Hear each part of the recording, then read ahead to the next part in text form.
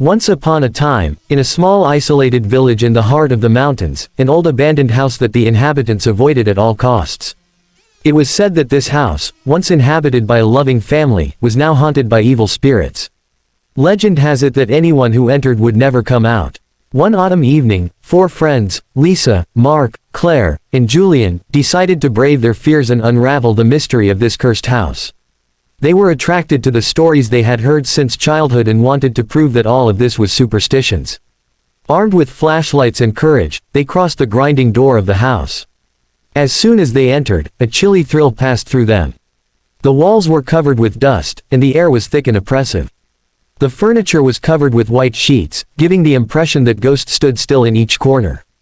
The friends decided to separate to explore the house faster. Lisa and Mark climbed upstairs while Claire and Julian ventured into the cellar. Lisa and Mark discovered an old child's room.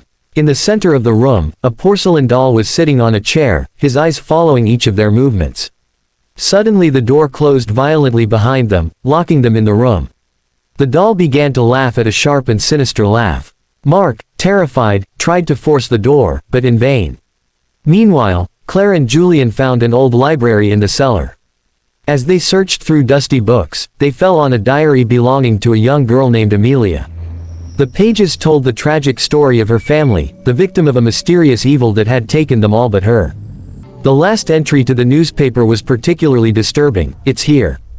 I have to hide. If someone reads this, help us." Quote. At that moment, a soft and melancholy voice echoed in the cellar, "Help us." Claire and Julian, with his heart beating, decided to follow the voice. They discovered a secret door hidden behind a shelf. Behind this door they found a small room where a transparent silhouette of a young girl was crying. Emily explained to them that she and her family were trapped in the house by an evil spirit that had seized their souls. She revealed to them that the only way to free them was to find and destroy the object that contained the source of evil, a black amulet hidden in the house. Claire and Julian quickly moved up the floor to find Lisa and Mark. By bringing together their efforts, they managed to open the door to the room and liberated their friends.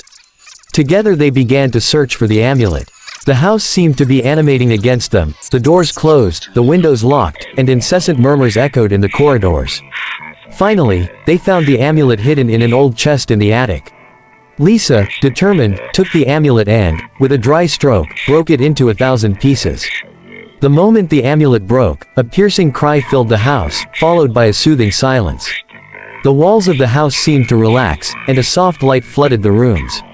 Amelia appeared before them, a smile of gratitude on his translucent face. "Thank you," she whispered before disappearing in a bright light. The 4 friends left the house with a light heart, knowing that they had liberated tormented souls.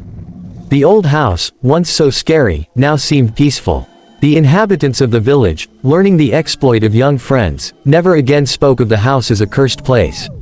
Instead, they saw it as a symbol of courage and compassion, reminding everyone that even in the deepest darkness, there is always a light that can guide us towards peace.